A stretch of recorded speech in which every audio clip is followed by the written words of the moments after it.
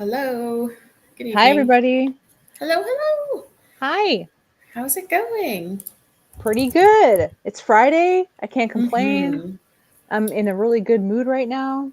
Oh, good. Yeah, it's been cold and rainy here for days, but today Ooh, the sun came out and it was beautiful today, so I am also in a good mood. nice. Let's destroy our good mood by reading this article. Yes, let's. Very good. Hello, chat. Hi, everyone. Um, Thank you for joining us this evening. Yeah. Uh, and Y'all are spending some your real ones. You've been like hanging out in chat for a I while. know it's been popping off throughout the day. So very Yeah. nice. Thanks for spending your Friday evening with us. Um, so yeah, we're gonna talk about the womanosphere, not the manosphere, but The Womanosphere. the womanosphere. Um, Moonlight Sprite, you're not late at all. We No, started 1 minute ago. literally, this is the beginning. We haven't even gotten anywhere yet. No. The Come on in. Sit down. water's fine. Hmm. Um, okay, so yes, let's dive in. I will share my screen. We'll figure it out about what is going on. Okay, we'll share that. I'll make sure I can see the chat. Okay, looking good, feeling fine. Yeah. So this is from The Guardian. Oh, I didn't put the link in the description box, but I will. Mm. I'll also just put it in the chat now if anyone wants to open it in their own whatever window. I don't Yeah. know. Okay, so now comes the womanosphere. I don't know how to say it. Womanosphere? It does Womanosphere? not roll off the tongue like No, not like manosphere. manosphere. No. Womanosphere. Womanosphere. The womanosphere. uh, the anti feminist media telling women to be thin, fertile, and Republican. Hurts. Great. Like, So dumb. okay, I'm sorry. I know. So, a Oh. crop of conservative personalities such as Brett Cooper and Candace Owens and outlets like Evie are convincing young women of a gender essentialist worldview. Now, I know Candace Owens, of course, Oh, but do you yes. know who Brett Cooper is? I do know who Brett Cooper Oh, I is. have never heard of her. Who is she? She is a YouTuber. Hmm. Yep. Okay. Well, I've never heard of her. So, She is God. I would describe her as one of the anti-trans conservatives, you Mm-hmm. know? Like she she's one of those people Okay. who I guess agrees with us about like the whole trans thing, but from a Right. conservative point of view, Right. whereas we're like, no, we're not simply just anti-trans because Yes. they The whole approach it thing. from right, like they approach it from the whole thing of we love gender, you just have to match the box you're born in, whereas we're not, we're like none of this even matters. So, Mm-hmm. Yep. right. Good times. Yeah. This freaking Candace Owens make him a Uh, sandwich. Good lord. how does she maintain her dignity and hold that? I don't Isn't know. she's like famous and Yeah, she's a probably commentator. She was on the network that Ben Shapiro is on, but apparently she said some anti-Semitic things, and so she no longer is oh, because okay. It's he's weird. Jewish. Oh, okay, that's why. But it's Mm-hmm. just weird. Like, I think it's a very strange phenomenon when women, and this article might get into it. I don't know. I could be Mm-hmm. jumping the gun. When women who are on the wealthy side, who have had careers, who don't do anything that they say coming out of their mouths, Mm-hmm. but they advertise to all the normie women out there like, no, make them a sandwich, don't go to college, get married when you're like 20, have babies. But like Candace Owens is a career woman, really. I mean, she's a Mm-hmm. conservative one, but like she doesn't even practice what she preaches. Yeah. And Yeah. there's so many like that. Like, what's your end game here? Yeah, right? Fax machine, exactly. That's what Oh I'm God. saying. Oh, yeah. Be a Oh. beard, ladies. It's fulfilling. Oh. Well, all right, let's get into it. Yeah, for real. Tangerine soap. Pretty sure she has nannies. She probably has all the Oh, of things. course they do. Yeah. None of these people are doing their own like child rearing or like cooking or Fuck cleaning. no. No. Can you imagine Candace Owens scrubbing a toilet? I No. can't. Have mercy. Mm-hmm.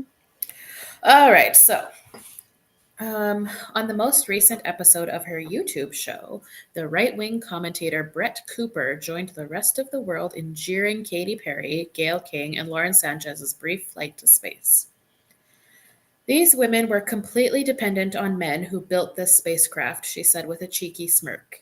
Frankly, we all are, because men built civilization. Oh They my built the God. homes that we live in. They built the studio that I'm recording in, the spaceships that all of these rich celebrities are flying around in.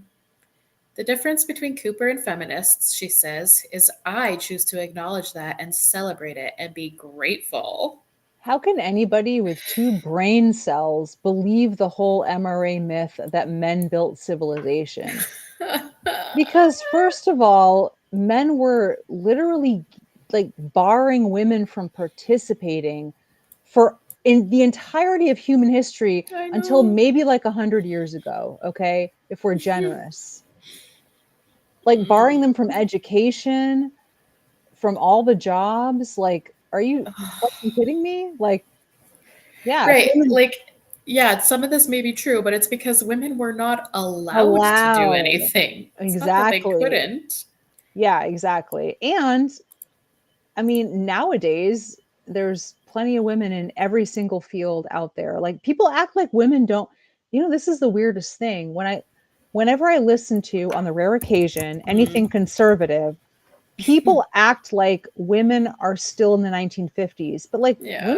women work. Like marriages are not trad, like because you just can't be in this Hmm. economy, right? Like women are in the workforce, they are doing the jobs, and Yeah. people talk like women are all still just housewives, and that's just really weird to me. I'm going to be 46 soon, Yeah. and in my lifetime most of our moms were not housewives. Right. Totally. Like this is not recent, this is No. going back. Yeah. Extremely. Oh, Yeah, I God. mean, obviously men are destroying. So that's the thing, right? Men like to say, men built civilization and all men, but when it comes to war and rape and murder, where the statistics bear out that they commit most of it, they don't want to acknowledge that they do that. They're like, not all men. Yeah. Yeah, right. So you can't have it both ways. You got to accept the good with the bad. Yep. Oh my God. Okay. The Blue Origin flight was prime fodder for Cooper, a bubbly, fast talking 23-year-old. It's fucking baby. I hate, I don't want to be ageist, but like, I I'll mean, be ageist. I'm old okay. as fuck.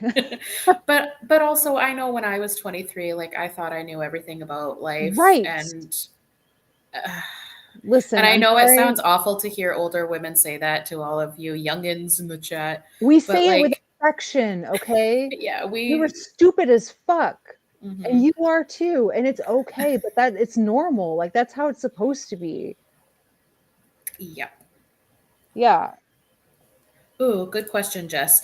Maybe we'll get into this, but are they convincing women? Because all of the people I know in real life who love these influencers are men. Yeah. Most of them are definitely pandering to the male audience, the red Mm, pilled, like incel type audience that love to hear everything they think validated. yep. Interesting. Let's see. Okay, so fast talking 23-year-old with silky espresso brown curls and colorful Pinterest friendly prints on the wall behind her. She posts bi weekly videos commenting on hot button social and cultural issues. Thumbnails on YouTube depict her eyebrows raised quizzically, mouth agape in faux surprise, alongside titles like Snow White Epic Fail and Captain America Hates America. in yellow all caps. You know, the pressing issues of the day. Exactly. These cultural flashpoints serve as her evidence that young women are finally waking up to the lies feminism has apparently told them. Yeah, okay. So these are some of her videos, I guess. Um, Witchcraft. Huh. witchcraft and human trafficking. Okay. Together at uh, last, I guess.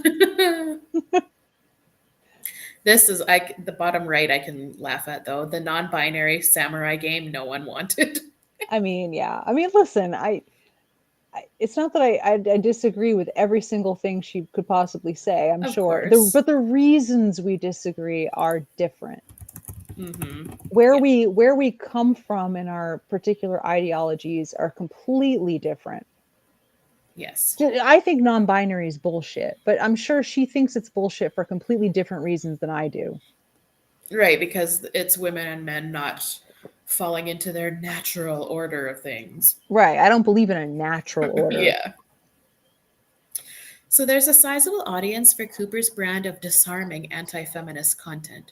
She had the second fastest growing political YouTube channel in the first quarter of 2025 with over 900,000 new subscribers, according to data analyzed by researcher Kyle Tharp. 900,000. Jesus.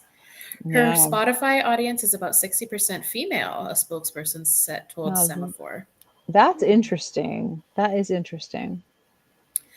Analyses of the 2024 election widely heralded the Manosphere, a coalition of bro podcasters and YouTubers popular with male audiences, as key to delivering Trump's victory. According to an AP poll, 56% of men under age 30 went for Trump, compared with 41% 4 years prior. By meeting young men where they were at, where's that misogyny and sexism? Yeah, wanting a woman house slave for their own personal use. Yeah, okay. Bully Trump for and you. Yeah. Trump and his surrogates were able to reach voters who are typically among the least politically engaged segments of society. Now, there are the beginnings of an organized effort to create a similar alternative right wing media ecosystem targeting young female US audiences, one of the few demographics that has, until now, leaned substantially Democratic. Until now. Yeah, Gabrielle says something interesting. They are trolling. Wonder if they're trolling. I think a lot of these people are grifters, and they say that Oh, yeah.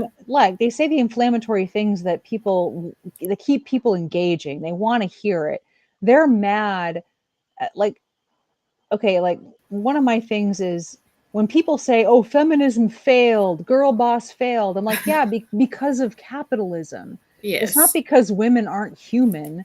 It's not because women don't have ambitions and Or can't aren't work capable, etc. or aren't capable or intelligent. It's because of capitalism." And they're taking these people who have zero analysis of the situation and stoking the fire of their outrage and just capitalizing on that. So Mm-hmm. yeah, it's like a grift, a troll. They say these inflammatory things and get people commenting and engaging with their content. Yeah, Yes, as Fax exactly. Machine said. Hmm. And there's Engage literally preference. no easier fish in a barrel to shoot Hmm. than like disaffected young men and women who have zero feminist analysis and think that because they have to work a very unsatisfying job that feminism has failed them, Right. when they have like no class analysis, nothing else. They're just like, hey, I could have been a pampered housewife if I had been born Mm. in my grandma's generation. What the heck? Yeah. Gabriel says, I feel like these women being able to speak proves that feminism has paid off. Yeah, They make a right. ton of money off their content. For real. It's really mean for me to say this, but I always think of these like super conservative women. I always want to be like, well, why aren't you in the kitchen shutting up? Right. Yeah, fair question. You know, Yeah. especially with really like the really religious ones, like the Mm-hmm. surrendered wife or whatever she's called, or like Lauren Southern before she divorced her creep abusive husband and she Yep. was like a white nationalist. It's like, Ooh. why are you out here speaking, huh Mm-hmm. you have a platform. That's interesting. Interesting. Yeah. Hmm. So hypocritical and Mm, stupid. Right. And like we said before, like with Candace Owens, so many of these women are wealthy or at Yeah. least upper middle class. Like they are not doing the same things they advocate all of us down in the trenches to do. Yeah, Definitely. never. No, are you kidding me? They're not pumping out 12 kids No. and homesteading and raising and homeschooling them all and raising them. Are you fucking kidding me? No. So this new Womanosphere includes Cooper's Channel, as well as lifestyle magazines like The Conservateur and Evie, Candace Owens' Club Candace, Alexa Clark's Maha, Make America Healthy Again, talk show culture Apothecary, conservative Christian influencer Allie Beth Stuckey's Relatable, and swimmer turned anti-transgender activist Riley Gaines' podcast Gaines for Girls. I mean, Riley Gaines is Oh, a conservative, yes, but like she's pro women when it comes to women's sports, right? Like she's not right, anti-trans. She's like this is unfair to women in sports. Like right, that's her right. platform.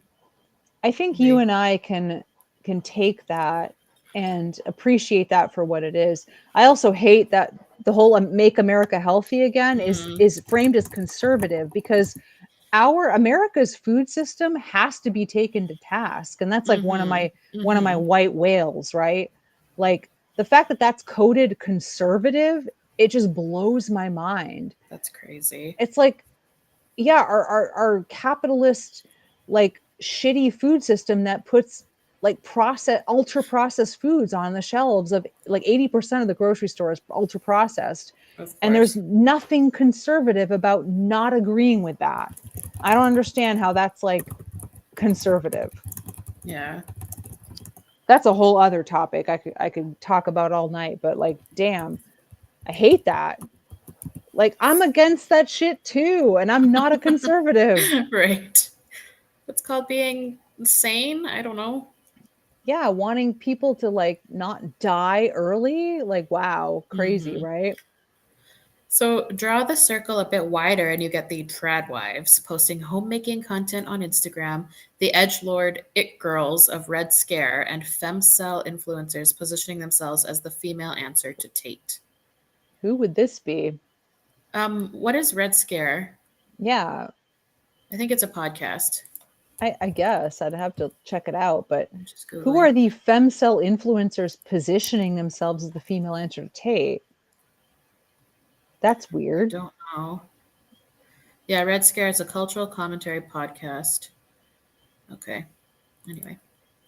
While the women behind these outlets all have different styles and tactics, they are mostly aligned in their desire to return to a gender essentialist worldview, women as submissive homemakers, men as strong providers.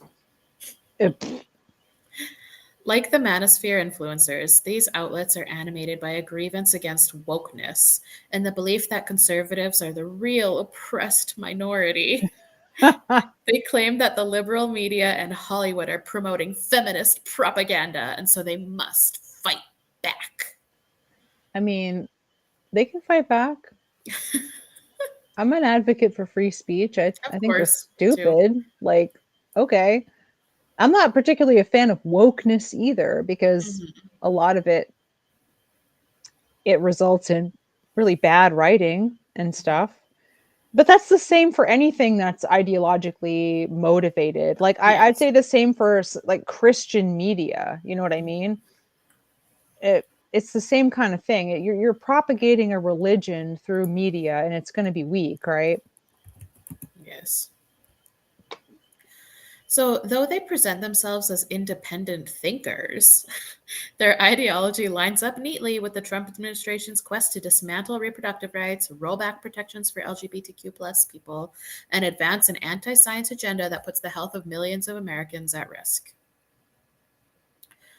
Brett Cooper quote, "You want to go back and sit in a cubicle when you could have this like beautiful, amazing child that you've created with the love of your life?" Uh, Listen, okay.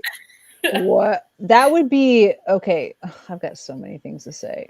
yeah, I not everyone wants to Ah, have children, Brett Cooper. first, yeah. First of all, not everybody wants to have children. Second of all, if if men actually did step up and want and take care of their children, Mhm. which we're not seeing that, like, culturally.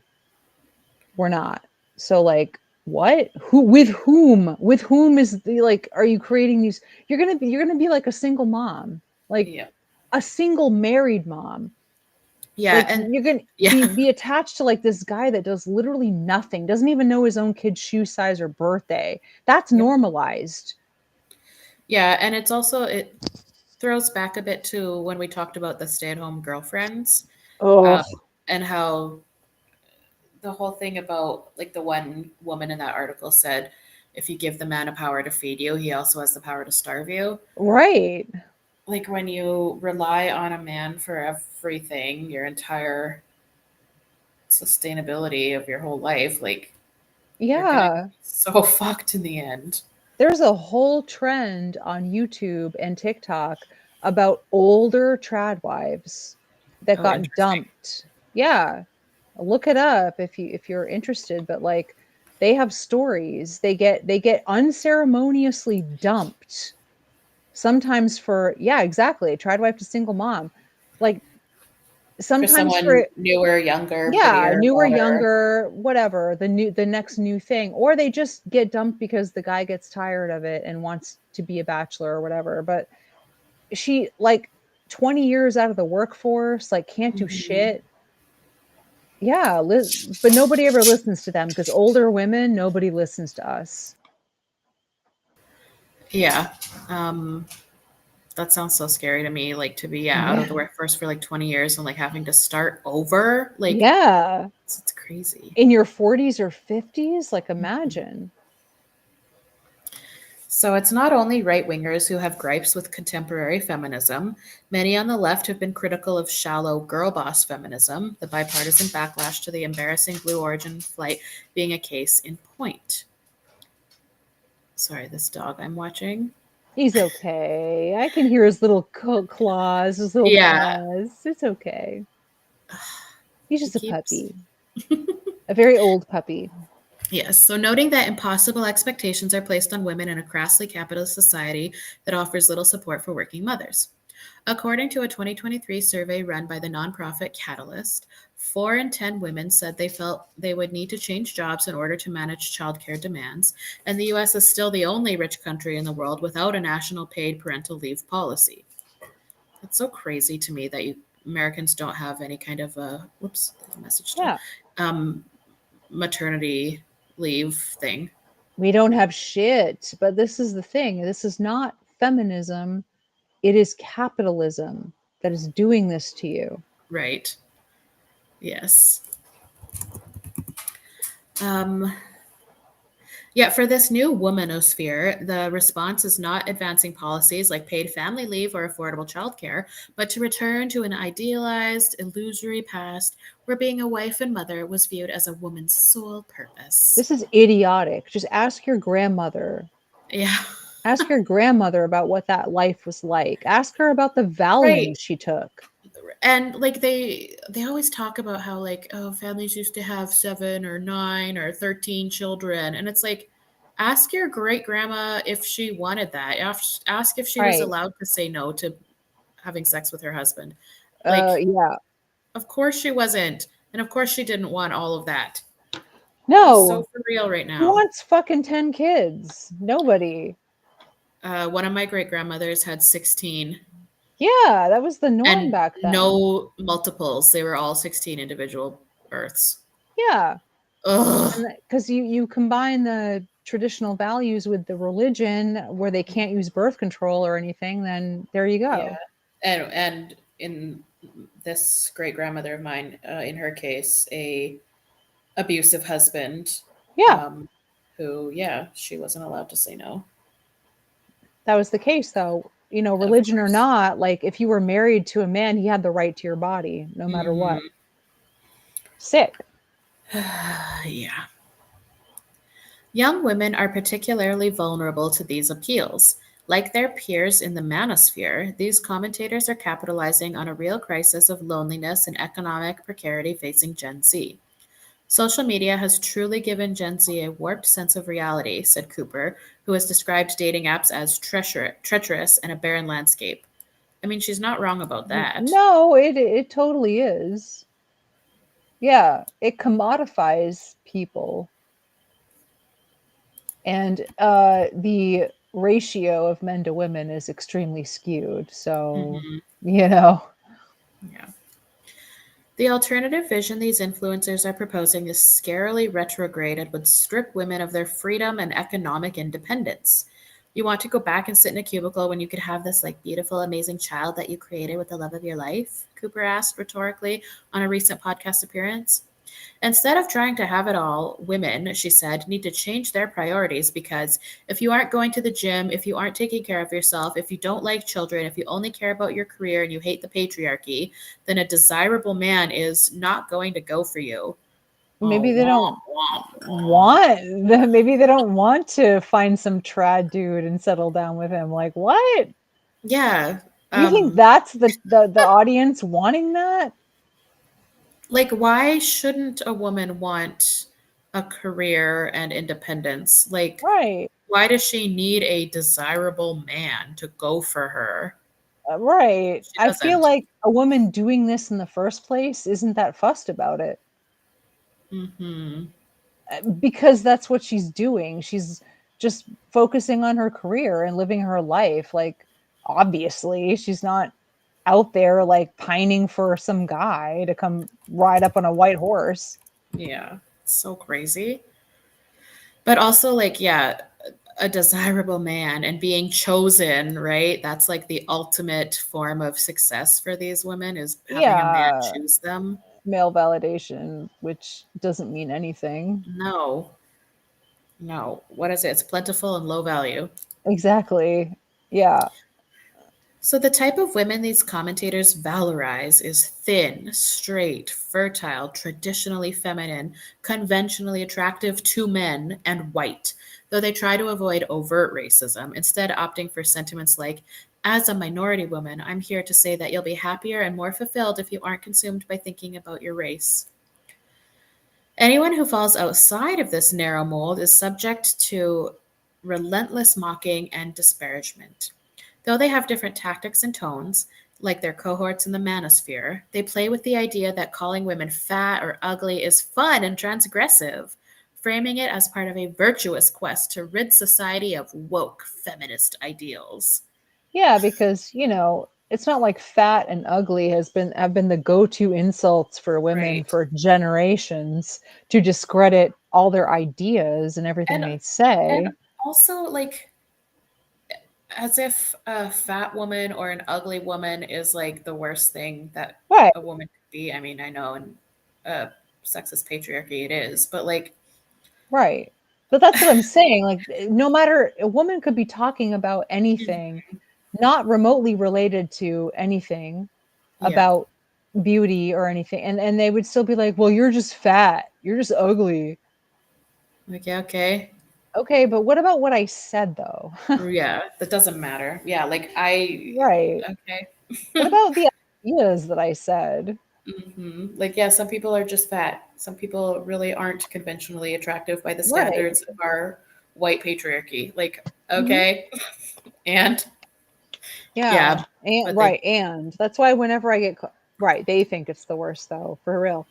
That's why I never get offended when anyone online is like, "Oh, you're just fat and ugly." It's just their go-to and they're just trying to mhm, rattle you. It doesn't mean anything. They no, they call every woman fat and ugly because they think that that's the number one way to get ya.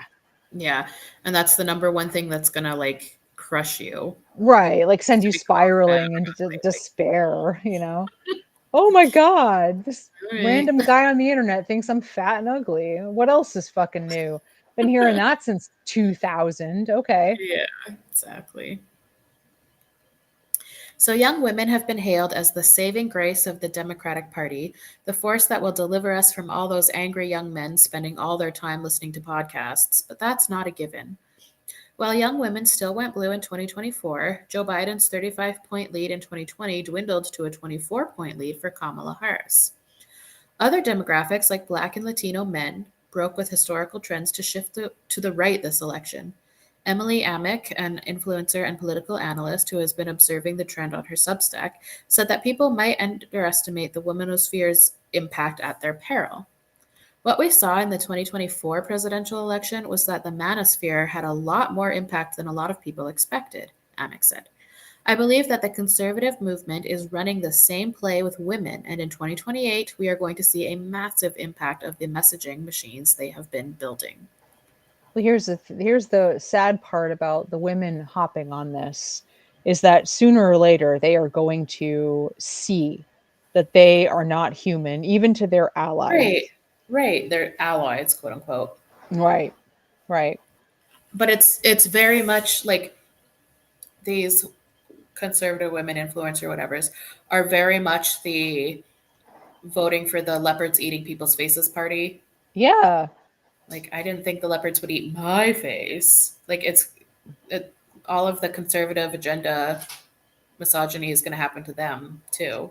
right. And I think Lauren Southern, who I mentioned earlier, actually experienced that. She had like a kerfuffle on Twitter a while Mm. back where she was realizing that the men in her movement hated her, no matter Yep. how many years she spent advocating for a conservative ideology. Uh, and they all get this rude awakening one day. Someday or another, they will get it.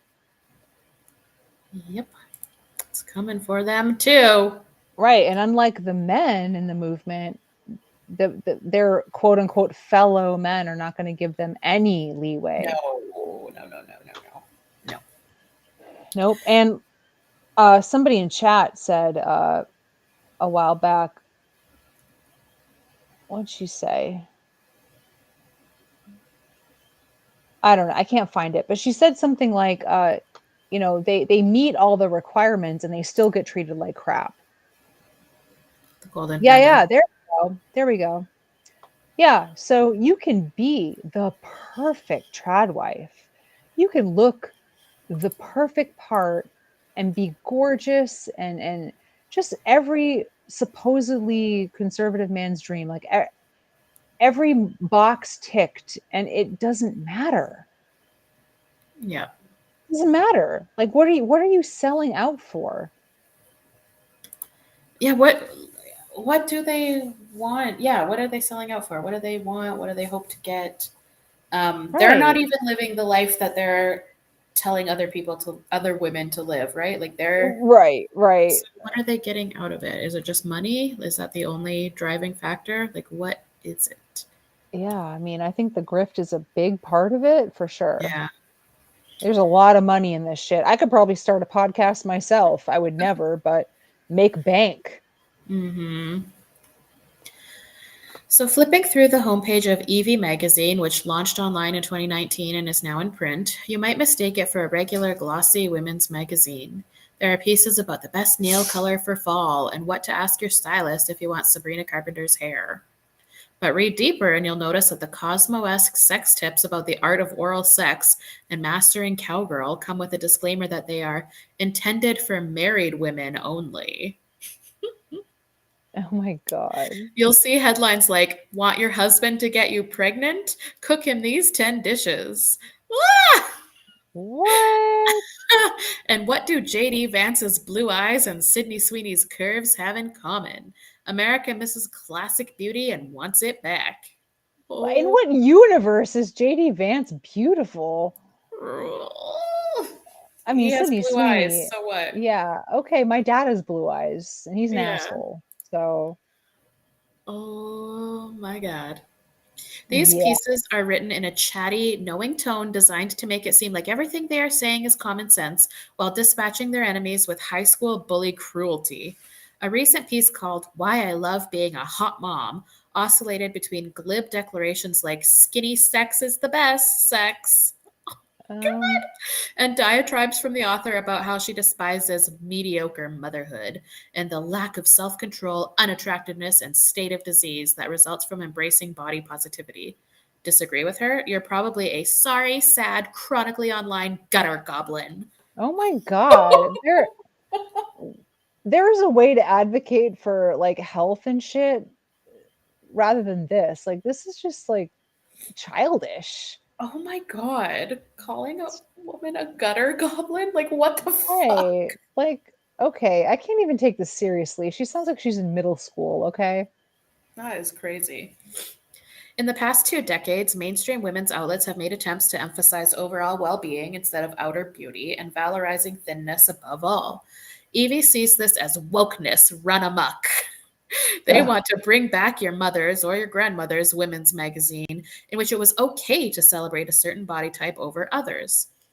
When we encounter a heavily tattooed, blue haired, obese, gender neutral individual with a bull ring, that person is communicating to us that they actively disregard the standards for normality that the majority of people agree on. I Reddit mean, 20. yeah, probably. Yeah. Yeah, they But probably do. what's wrong with that? Who cares? Proud gutter goblin. Right. um, I have a septum ring and I am Yeah. heavily tattooed. Do you have blue hair? No, but I did have Mhm. pink hair for a long time. Yeah. But now I just have my natural color. I mean, I don't have tattoos or a bull ring, and I am, I guess, not obese, but like I don't conform to any other standards. Yeah. So, like, I would be considered a woman who is not A gutter trying, or goblin. yes, I would, even though I'm quote unquote skinny, but like, I want ugh, to rename our group chat Gutter Goblins. yeah, we should. If Lily is still here, we'll take a vote to get the majority because Yeah, there's four of us in there. yes, we have to vote on it. I did kind of take it on myself last time, but that was just funny. Okay. So yeah, the piece was titled "Objective Feminine Beauty is Not a Relic of the Patriarchy." Okay, but and then okay, but when we're talking about our grandmothers and our mothers' beauty Mhm. standards too, we're it's not even in the realm of like the perfectly photoshopped and AI and like Mhm. filtered stuff today. Also, I would really argue that the whole like tattooed, blue-haired, obese, blah blah blah, that's not mainstream. Mainstream is still like perfectly Instagram baddie ready. Like that's mainstream. And that's Mhm. not realistic. I would actually love to go back to my grandmother's time where it was like beautiful women, but they were realistic. You know what Mm. I mean? Like Yeah, like they Venus de Milo right, body type. right. Like the old starlets of Hollywood, Mhm. people look at them now and they're like, oh, they're not even that cute. Like, ugh. But that's because they weren't like photoshopped and filtered to shit. They didn't have all the surgeries. Like, Yes. yeah, okay, let's go back there then. Actual real faces that people are born with. Yeah. God. Right. So Evie was started by married couple Brittany and Gabriel Hugo Boom as a sort of conservative Cosmo. Um, God, her husband is probably like a tyrant. Like, Yeah, probably. as Brittany Hugo told the New York Times in a March profile, their goal was to build a one-stop shop for femininity that runs counter to the casual sex, careerism, or ideological activism she attributes to feminism.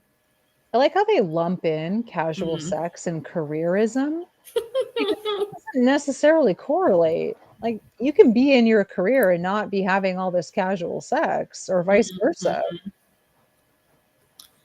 Yeah, okay. I'm guessing this is like a headline from their magazine. So, introducing Toxic Breakup, the world's first 3-in-1 birth control detox. I mean, okay, Oh, yeah. I'm not so against this because hormonal birth control can fuck women up. Yeah, So, it can. It can. See, I this mean, is but another thing that shouldn't be conservative coded. great. Like this is Yes. about women's health and about the medical industry's blatant disregard for female Yeah. well-being. They just ugh, Also, I think like they're coming at it from a place of so you can have more babies, right. Yeah, for whereas sure. For sure. we come at it from a place of like it's fucking you up big time. Yeah. And there's there's things you can, well, it's not foolproof, but there's things you can do to like not have babies and not take birth control. But like, Yeah. yeah. So, in addition to Evie, the Hugo Booms ran a menstrual cycle wellness app backed by Peter Thiel. Why, men, get away from the menstruation apps that Weird. encourages fertility planning through cycle tracking. Along with ads for the app in their print issue, their content frequently extols the dangers of the pill and IUDs. Our reproductive organs are made for just that, creating new life. Yeah, that's what I said. Not Yeah. warding off sperm and altering our insides to make conception close to impossible. I Why mean, but that not? is literally the point of birth control, is to make conception close to impossible. That is literally the Right. point. Right. What the heck? Though some young women may recoil when conservative men like J.D. Vance and Elon Musk opine on birth rates and fertility, outlets like Evie are able to repackage a similar message in a more approachable way. Maggie Bullock, a woman's magazine veteran who co writes The Spread, a newsletter about the industry, said she saw outlets like Evie as trying to be something of a gateway drug into more extreme conservative ideologies. Like, we're nice and we're pretty and we're not that radical. Don't worry, we're just telling you the truth, she said. It feels like a wolf in sheep's clothing. Warding off sperm. Yeah. I mean, kind of have to sometimes. Oh, God. A lot of people are moving toward the conservative movement because they're realizing that our grandparents had these very beautiful values. Has anybody ever actually talked to their grandma? Like, ever? No, apparently Because not. my grandmas hated the life that they lived. They don't outright come out and say it, but you can tell in the way she talks about it. Yeah. Ugh. So, Jessica Marie Baumgartner, a 41-year-old former Evie freelancer and self identified conservative pagan, mother of five, based outside of St. Louis, said that though she had written for other right wing outlets before Evie, she was attracted to being able to write specifically about women's issues like breastfeeding, home birth, and homeschooling. She was turned off by what she saw as an obsession with sex in mainstream women's magazines. And see, this I don't disagree with. I made a Yeah. video about like Cosmo magazine even, Yeah. and how all of the headlines are like 10 tips to please your man or Right. 5 ways to be the best at BJ's. Like Yeah. I Yeah. don't Because disagree with this at all. no, because obsession with sex in America means obsession with pleasing men. Like, it's not about actual female sexuality. It's about like 10 best tips. Yeah, like you said, like Yeah. how to be more enticing for him. And Mhm. meanwhile, the female, like if you depict the female orgasm on TV, you're at risk of getting an NC-17 rating. Yeah. Yeah. Ugh. Sorry, I'm just replying to a message. Um, they started writing articles about younger and younger sex with younger and younger underage minors, and that was when I just was like, "Ew, what's happening here?" Fair, fair. Yeah. Right. Um, But why do we have to swing all the way into like tradwifery with like 5+ kids? Like, there's a happy medium here. mhm. Yeah, uh, exactly. Tangerine soap. You never hear about that ever. oh no, never. It's all about 10 tips to please your man and how to suck dick like a pro What positions will drive him wild? and how to look good on top and whatever the Yeah, fuck. you gotta look good above all else. Can't be human. Nope. Okay, so Baumgartner, like many of Evie's writers, looks nostalgically to the past as a solution for society's ills. I think a lot of people are moving towards the conservative movement because we're realizing that our grandparents had these very beautiful values that gave us a lot to look forward to, she said. We're all working multiple jobs. That's capitalism's problem. We're Right. all so tired. That's capitalism's problem. We're barely Mhm. able to whoops, we're Ah, barely able to keep up to our kids. We barely know our neighbors. Everyone is so stretched thin because our values have shifted away from what really matters.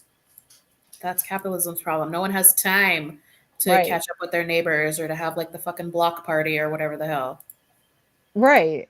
Right. This is not feminism's problem. Yes. Um, so Evie's reach shouldn't be overstated. It has 210,000 followers on Instagram compared with Cosmopolitan's 4 million and has only put out 3 print issues in 4 years. But they're Ugh. increasingly finding new ways to garner attention. The cover of Evie's 2024 print issue featured Ballerina Farm influencer Mm. Hannah Nealman, who posts about homesteading and homeschooling her 8 kids on their Utah farm that have garnered her 10 million Instagram followers, milking a cow in a bonnet and a white peasant dress. There was a picture of the cover right there, yeah. Oh, yeah. The new American dream. Wait a second, New? this is a Cosmo headline. The importance of being sexy? I thought they Yeah. were trying to get away from Well, that. no, Radical. They have a disclaimer. It's for married women only. Oh, right. Okay, sorry, my bad. Married women only. Yes. God. Uh, While quitting one's corporate job to bake pies, milk cows, and raise beautiful babies while wearing flowing nap dresses may look like an appealing form of escapism, Bullock said this lifestyle propaganda, exactly propaganda, was serving a much more sweeping and nefarious conservative agenda. As she put it, if you're going to tell a generation of young women that it's bad to be a feminist, the Trump administration is pro women, that they should be having babies immediately and more of them, and the pill is bad for them, that is a huge setback you're proposing for American women. yeah. You're also going to create an entire generation of very, very poor children Mm-hmm. growing up. Mm-hmm. Very poor. Because Yeah. we don't have the infrastructure to help. Like, even if you wanted to have a bunch of kids, like, how? Like, you can't survive on one income these days.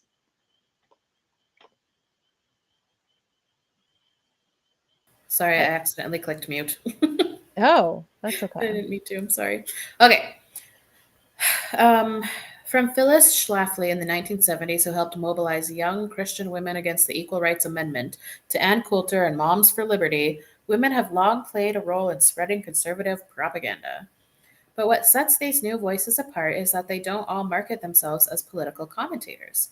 In this sense, they are cribbing from the success of the Manosphere, which won new mega converts in past because most of its leading figures weren't explicitly partisan. Multi-hours long podcast episodes and Twitch streams from the likes of Rogan, the Nelk Boys, or Theo Vaughn are typically much more weighted to cover sports, gambling, drugs, and dating than they are to talk about which bill is passing in the Senate. The leading voices of the Womanosphere are using a similar strategy. As Brittany Hugaboom put it in an op-ed for the right-wing outlet Quillette, conservatives will never win if they imagine themselves as combatants atop defensive battlements, hurling abuse on the mass media. We need to involve ourselves in the creation of pop culture.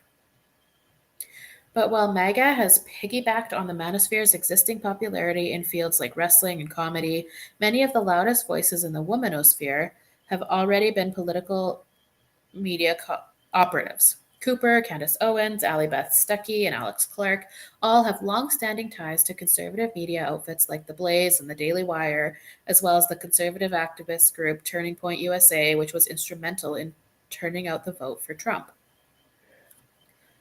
Candace Owens' husband is one of the founders of Turning Point USA. Mm, Yeah, they met at a TPUSA event. goody. Yeah. So over the past few years, Turning Point has poured millions into cultivating an alternative right-wing media space. After the election, the group told the New York Times that they had incubated about 350 right-wing influencers. We made long-term investments in creators and in influential voices that we believe will be the opinion shapers of tomorrow, Executive Director Charlie Kirk told the outlet. He's a Ew. schmuck. Yeah, I know that name. Yep. Influencers are not advertisements. They're in the bathroom with you. They're holding your hand when you break up with your boyfriend. They're helping you make dinner for your kids. You have a real parasocial relationship, said Amick. This is why parasocial relationships are bad. Yes. Take Candace Owens. Over the past 5 years, Owens has become a polarizing figure even on the right. In addition to vitriolic criticism of Black Lives Matter and Me Too, Owens' controversial claims that, for example, the Jewish mystical practice Kabbalah is a pedophile centric religion have drawn condemnation from Jewish advocacy groups. Okay, but hot take, a lot of religions are Well, pedophile yeah, centric. of This course. is not a Jewish thing, it's a religion thing. Yes.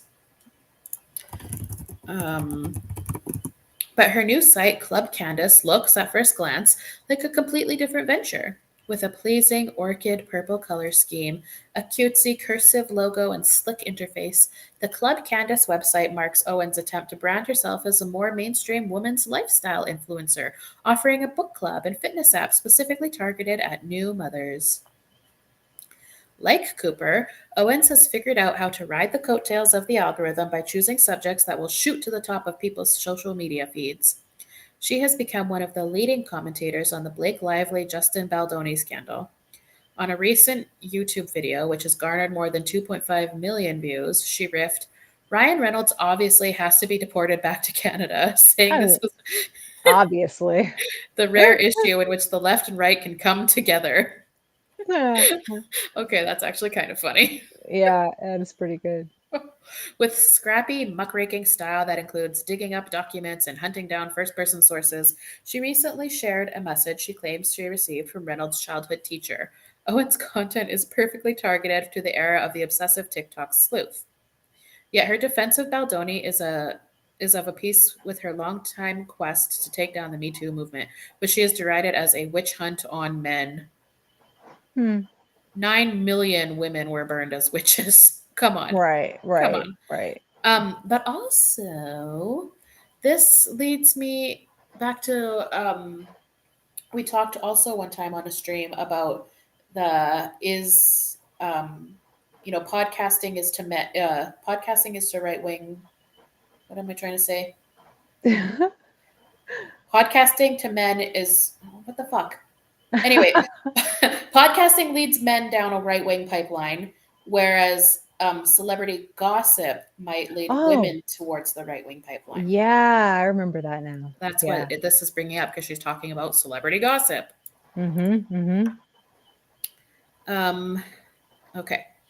Viewers who initially tuned in for Owen's dissection of Lively's lawsuits will soon find themselves mired in conspiracy theories that the French president Emmanuel Macron's wife is trans. I would stake my entire professional career on the fact that Brigitte Macron was born a man, Owens has said, and claims that Chrissy Teigen's pro choice advocacy is an attempt to glamorize child Oh sacrifice. my What? God. Also, people were saying the same thing about Michelle Obama, about her being a man too. So Yeah, of course. it's so immature. Like, Yes. this is so childish. Yeah, it's really pathetic. Child sacrifice. Like we're all like fucking Aztecs or whatever, whichever Right. one sacrificed people. Ridiculous. Ugh. So, likewise, people who come to Club Candace looking for another book club like Oprah's or Weiss Witherspoon's will find themselves exposed to texts like The Assault on Truth, a controversial book attacking Sigmund Freud, which Owens has cited to claim. Sigmund Freud was a homosexual man whose best friend was a pedophile. Listen, I'm not a fan of Sigmund Freud. No, who is? Like, Right. ugh, That's the just hell? weird. Nothing to do with why he was wrong. Yeah.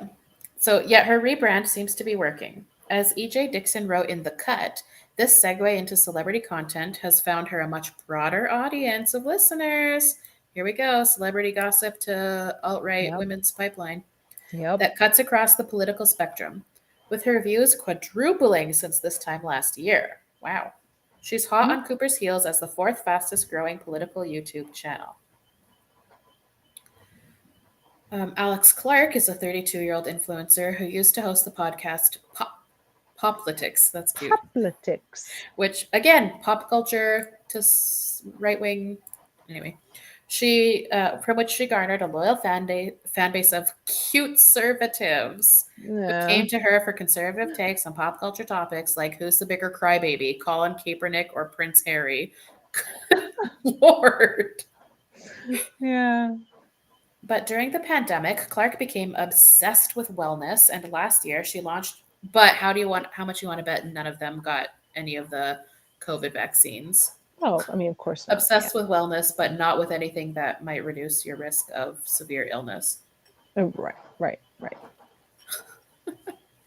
Yeah. Anyway, she launched a new series, Culture Apothecary.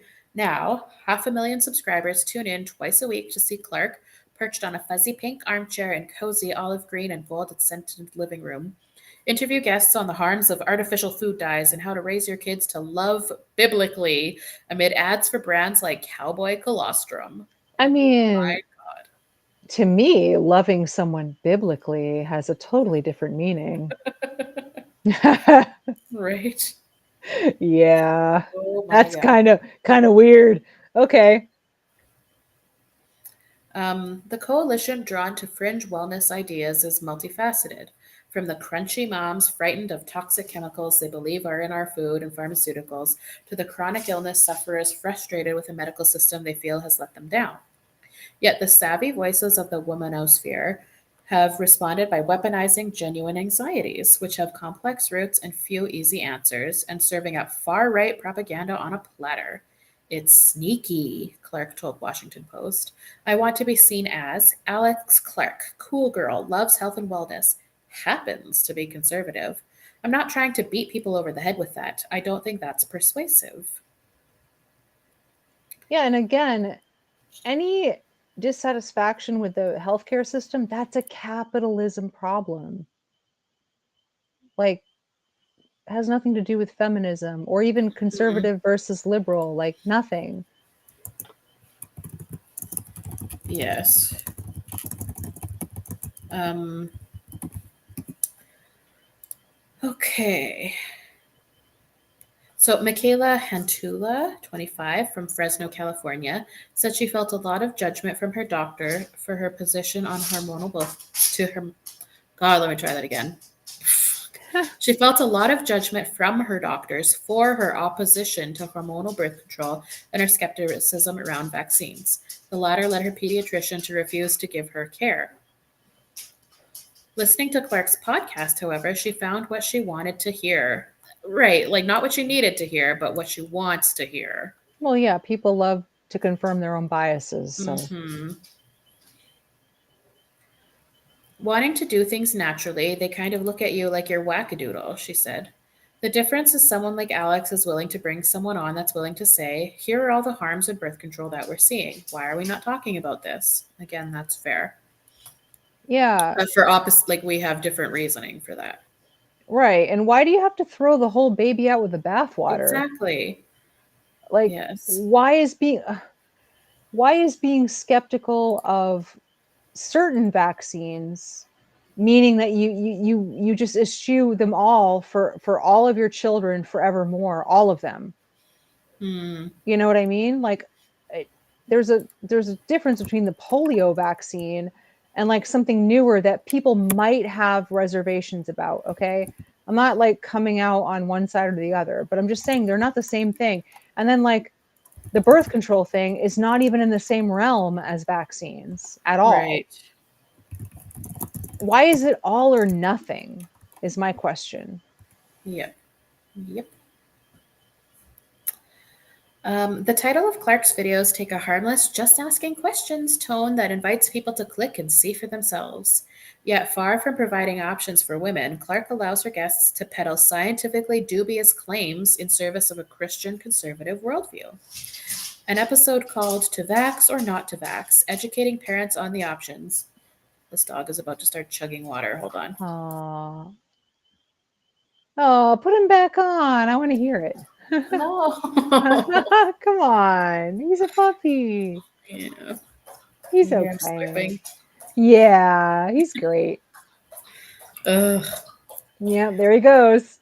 Yeah, now is the perfect time for Of chugging. course. Bro. Okay. So, No, no. indeed. Okay, so an episode called To Vax or Not to Vax, Educating Parents on the Options, features an interview with the outspoken anti-vaccine Dr. Bob Sears, who has been disciplined by California State Medical Board for wrongly exempting a 2-year-old patient from vaccinations.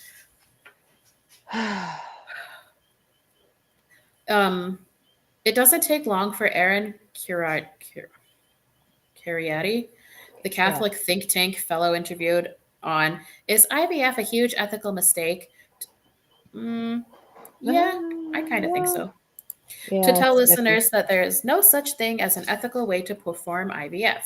While it may be uncomfortable or inconvenient to hear the things that you've said today in this interview, the facts are on your side, agreed Clark, nodding solemnly.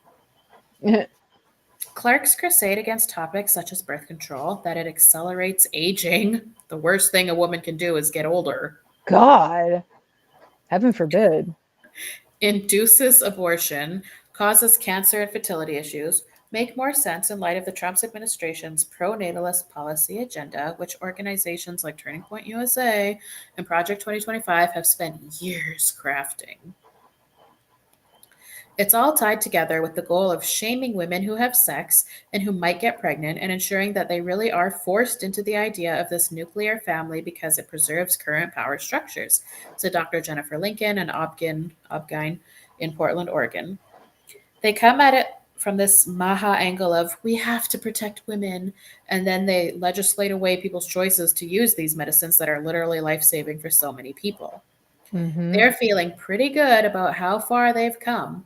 In a recent interview with Lara Trump on her Fox News show, Cooper said that it was incredibly cool for young people to be conservative now. As she put it, I think Democrats have their work cut out for them. Yeah. And that's what it's all about, right? It's just owning the fucking libs. That's all they Yeah. care about. Yeah, for sure. They don't actually care about women. They don't actually care about nuclear families. They don't actually care about children. It's just owning the No. fucking libs. No, because if they actually cared about that stuff, they wouldn't vote against initiatives that would help Of like course. women and children, which they do. Oh my god. Yeah. Yeah. So much for what would Jesus do? Right. None of the shit that they're doing, that's for sure. No. God, Mm-mm. these fuckers. I hate Yeah. them. Just try to not be rich and have like 5+ kids and see how good your life is. Yep. Uh, ooh, this Yeah. is good. You know what's cool? Being individuals and not over identifying with political parties. Yep. Okay, Yep. this is a point from Nena, though. The Democrats do have their work cut out for them because they've stood for nothing and had completely incoherent positions on things. That is true. Yeah. Yeah. I mean, I don't exactly disagree, but like Radical said, it's like a sports team thing. It's like go my team Yeah, yeah, yeah. and boo to your team, Yeah. owning the libs, you know? Lips have been pwned. Pwned, epic pwnage. Epic pwnage. All of the people in the chat are way too young to probably know Yeah, that's very dated. elite speak. Yeah. Oh, hello, tapeworm. We literally just finished our Yeah, reading, we did. but we'll chat for Sorry. a bit. Yeah, Yeah. we can chart. Mm-hmm. Um, have you seen anything that Candace Owens has made or done or been on? I do try not to Yeah. like see anything she does because she's so fucking out of pocket. Yeah. I've seen her on a few things. Usually it's like so and so debates Candace Owens or whatever, like a leftist. And she is so like scary aggressive. Like she is like a freaking bulldog, man. Yeah, I Can't mean, get a I word in. kind of feel like you have to be in that position. But that also is an Sorry. oh, poor tapeworm. Sorry, go ahead. No, I feel like that's yet another way a lot of these women are not like the submissive, traditional, like, Mm-hmm. image that they want normal women in America to emulate. Mm-hmm. Like, according to their own ideology, wouldn't that be considered like masculine and aggressive? Right? They're not in their calm, Feminine gentle, feminine energy. energy. No, they're not. You know, they're making money, they're speaking publicly. They definitely don't have like a whole gaggle of children. They're Mm-hmm. bulldogs. Like, really?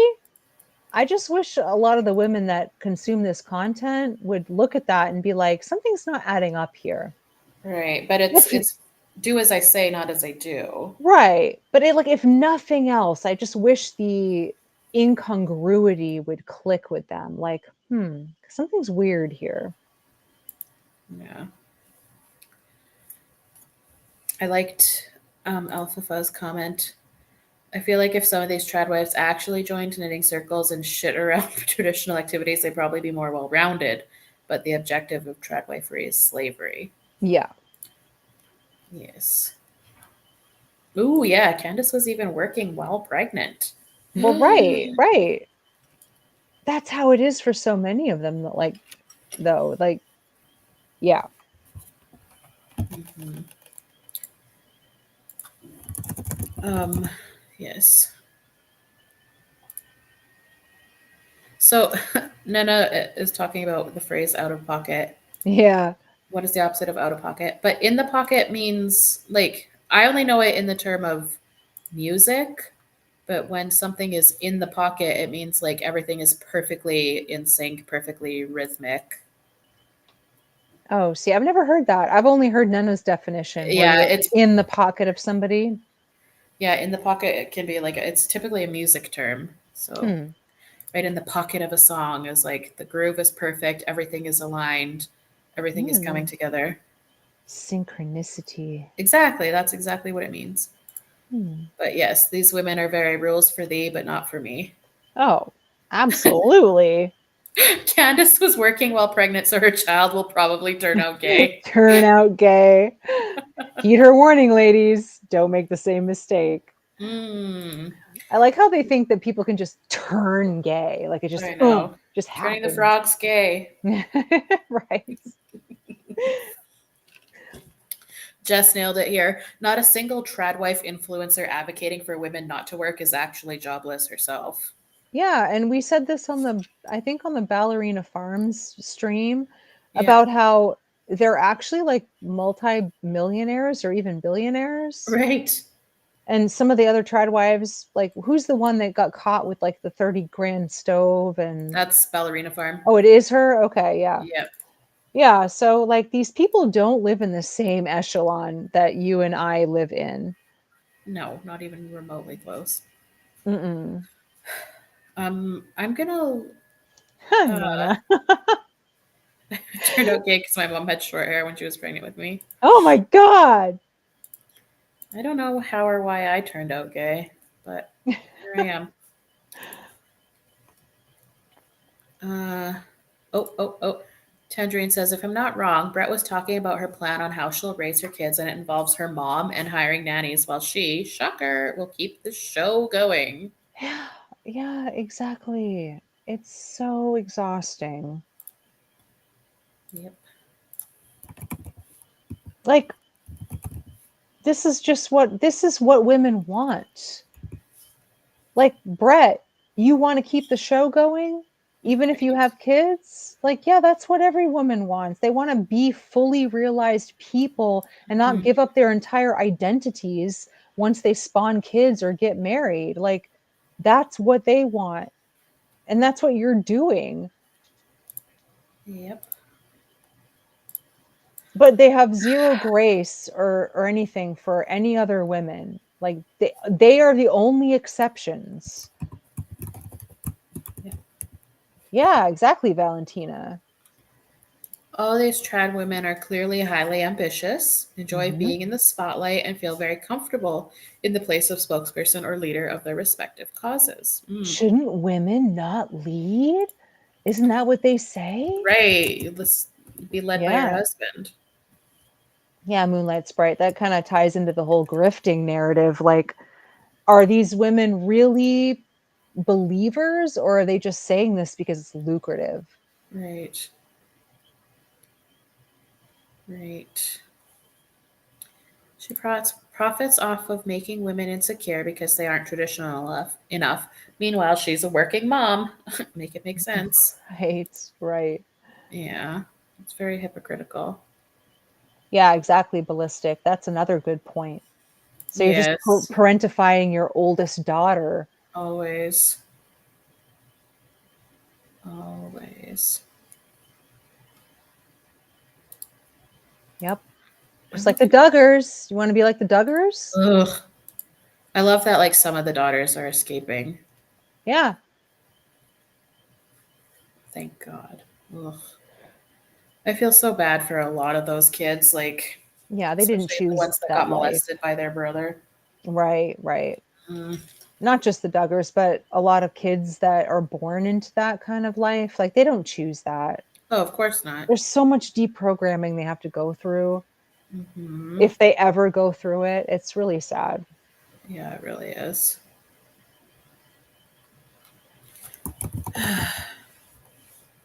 Oops. Oops. Oops. Ah! Capitalist misogyny. You aren't good enough. You aren't traditional enough, but continue to keep up with capitalism, peasant women. Mm. Yeah. And Jennifer, I disagree with you. They're not saying every woman should keep up with capitalism. I mean, with being a trad wife.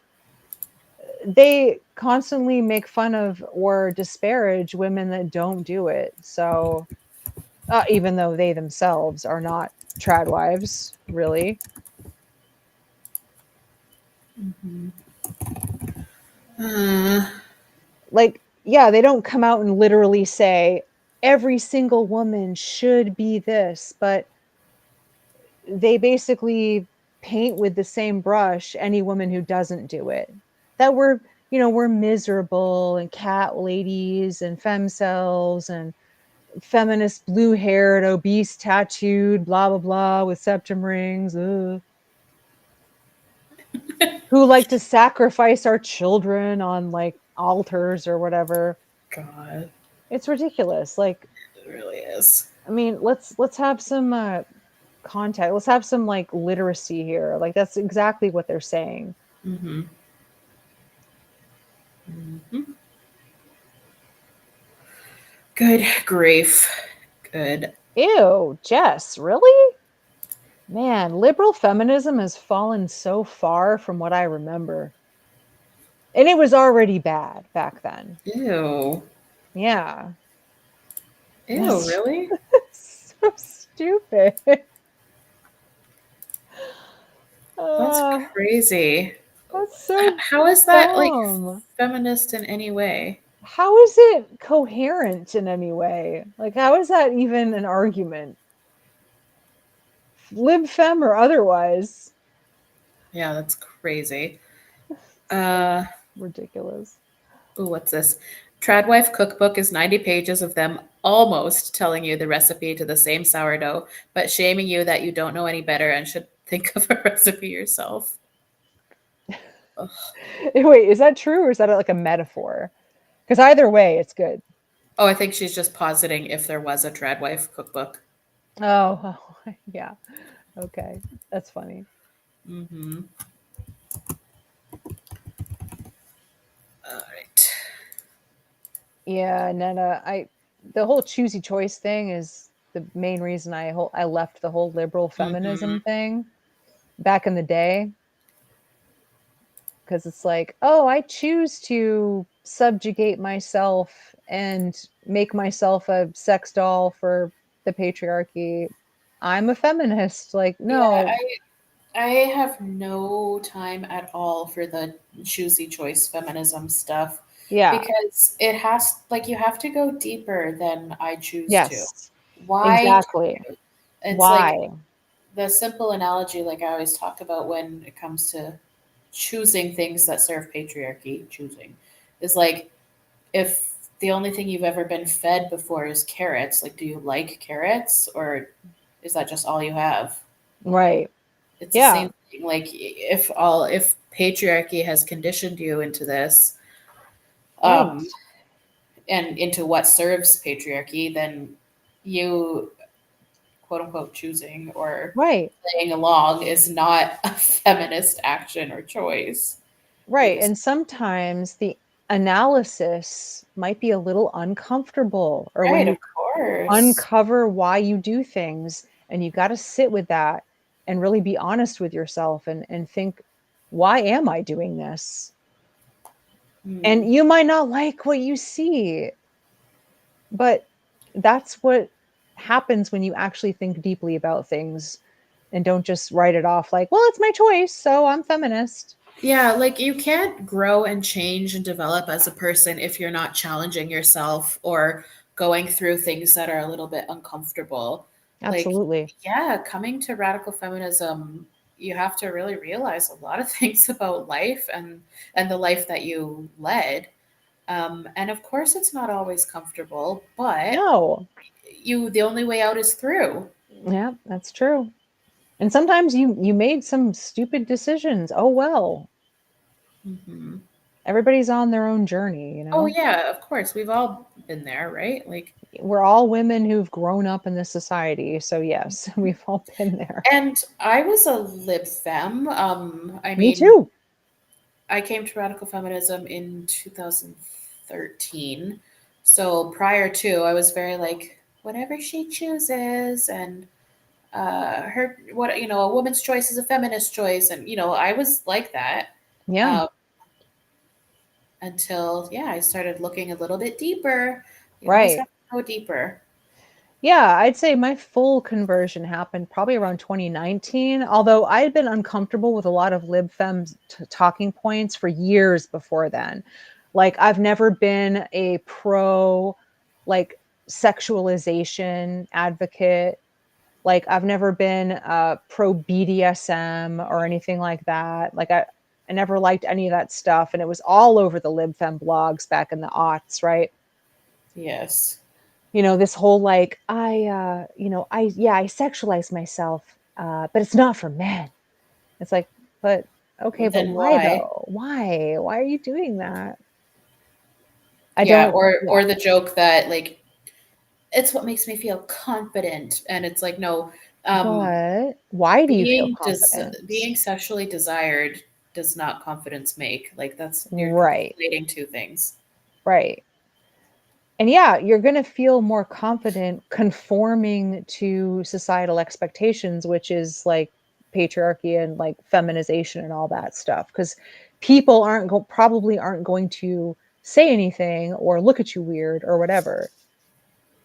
That's not confidence, though. Like, No, of confidence to course me not. is like not doing that stuff and being totally comfortable in your own skin. Like, that's real confidence, where you don't give a Yes. shit if somebody comes up to you and is like, "You look kind of tired," or if men don't pay attention to you or whatever. Like, who cares? This is interesting. I wonder if Brett will evolve once she has kids. I don't think she should be so confident about her ideas when she hasn't done it yet. Yeah, that's a good point too. Hmm. Yeah, because it's all well and good to think, "Oh, I'm going to pop out a bunch of kids," but let the first pregnancy happen and we'll see what you think. Hmm.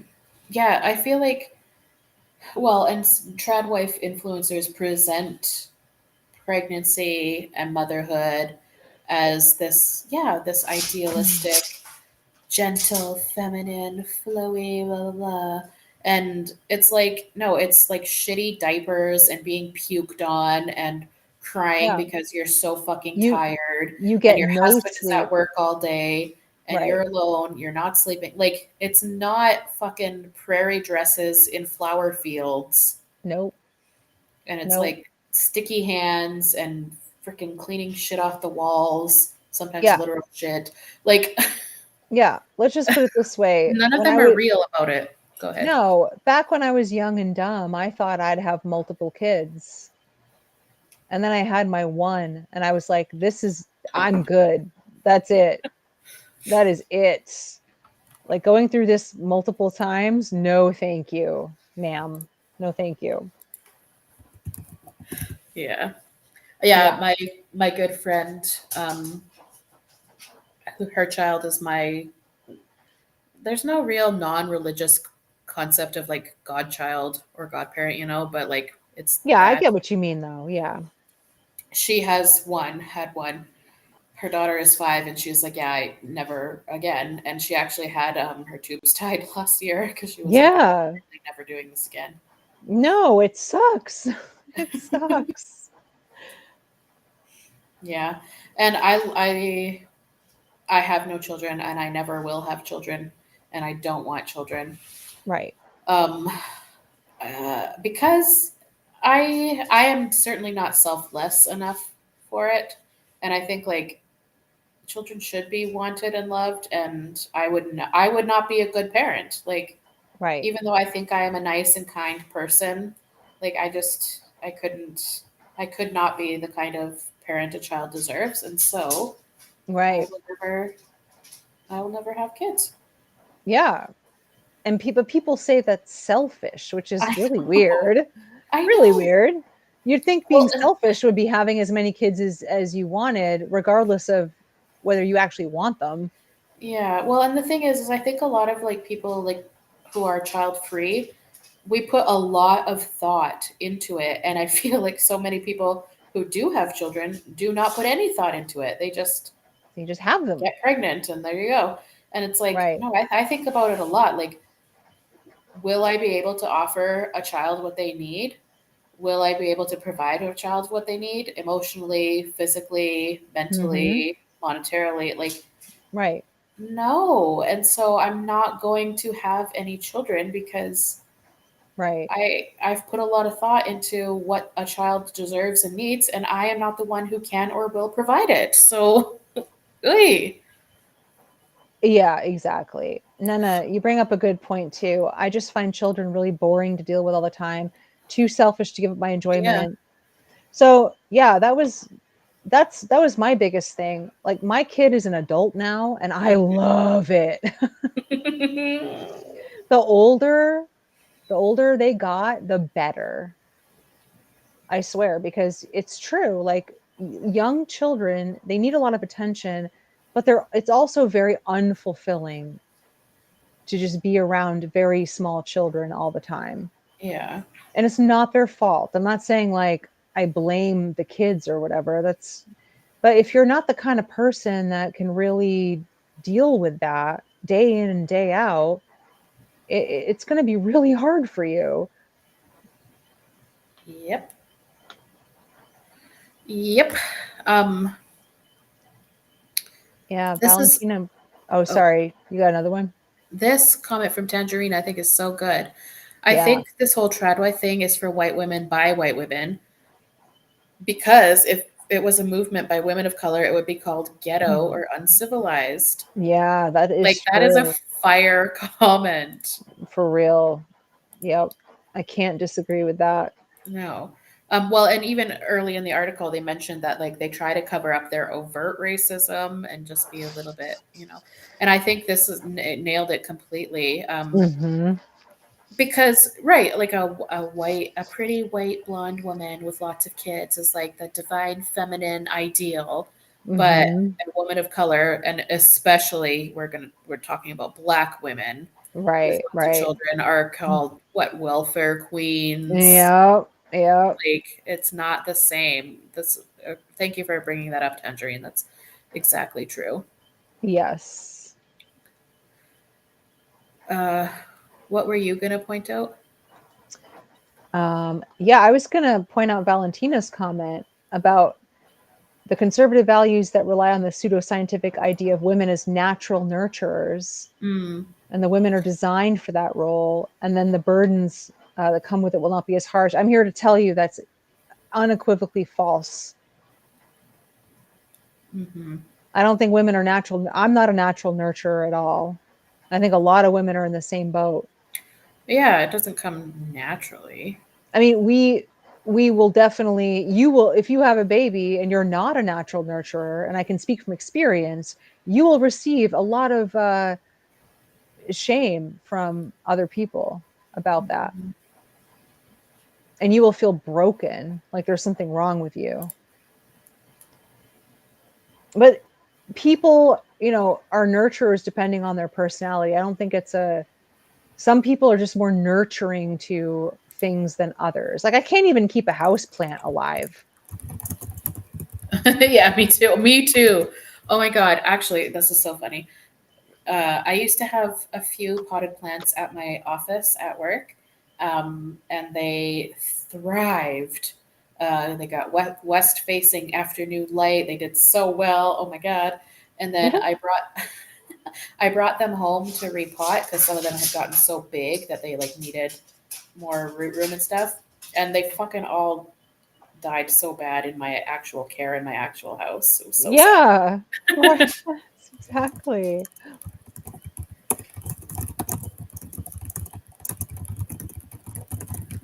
Yeah. Yeah. That's the other thing Life Sucks points out. Like, you can have kids and try to do the best you can do, and you Mhm. can still have little shits. Yeah. And I said in the chat too, like I agree with her, with you, life sucks in some ways, but I also think like kids don't really owe their parents anything. No, Like, but it's disheartening to raise a dickhead. oh sure, yeah, yeah, you yeah. I know? mean, of course, like, yeah, if your kid winds up being like a dickhead or a criminal or whatever, then Yeah. that fucking sucks big Like, time. But I the don't idea of like children no. owing gratitude to their parents for everything they did for them. I really don't like that idea because that's what you signed up for as a parent. It is literally your responsibility to provide everything Right. for them. They shouldn't have to thank you for doing what you are supposed to be doing. No, that's definitely true. Like, I never expected my kid to take care of me or repay me for like the thing I brought him into the world. So it's like, okay. But there's always this thing, like, I didn't want them to be a dickhead. Like, I didn't Of want course. Yeah, yeah, yeah. to grow up like spoiled and entitled and like shitty to other people. Like, that was my main concern. So I mean, I get both sides of that, having been there. And the whole Yeah. ungrateful thing, I think when you're dealing with older kids and being ungrateful, I think a lot of parents, uh, they may like coddle their kids too much and expect gratefulness out of that when they shouldn't be doing that. Just my Mhm. personal opinion. Like, there's a time where you got to kind of let them sink or swim, Yeah. really. I think like um hoping for some gratitude if you know you finally get the kid the gift they've been wanting forever, that's one thing. But when it's like Right. I fed you and I clothed you and I raised you and you owe me, it's like no, that's literally Well, what you were supposed to do. right. I kind of feel like Life Sucks was talking about the first thing more because Okay. she said, where's her comment? They're selfish, disrespectful. So I'm thinking the ungrateful in there is not just for their basic needs. It's Yeah. it's more that they're just shitty people who just have no gratefulness for anything in life at all. Mhm. But Yeah, for sure, I that I don't understand I don't definitely. know. I don't know, life just sucks. I could be wrong, but yeah. Yeah, crazy. Having a child sucks because you owe them everything and you can't expect anything. Yeah. It's really a crapshoot. I mean, you do have some influence, but especially once they're grown up, it's like kind of on them. And people change throughout their whole life. I mean, I'm not the same now as I was in my 20s, and I'm sure y'all are the same way, right? So, how you Mhm. evolve and grow and what kind of person you become is a lifelong journey. Yes. Yeah. You were annoying. In a pretentious way, I was as a child. Oh Oh, my as a God. child. Yeah.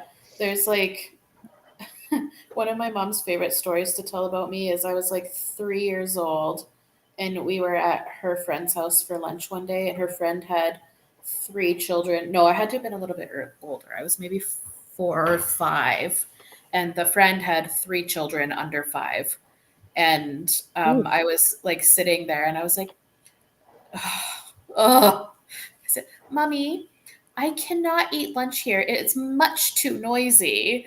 Like, like I was that kid.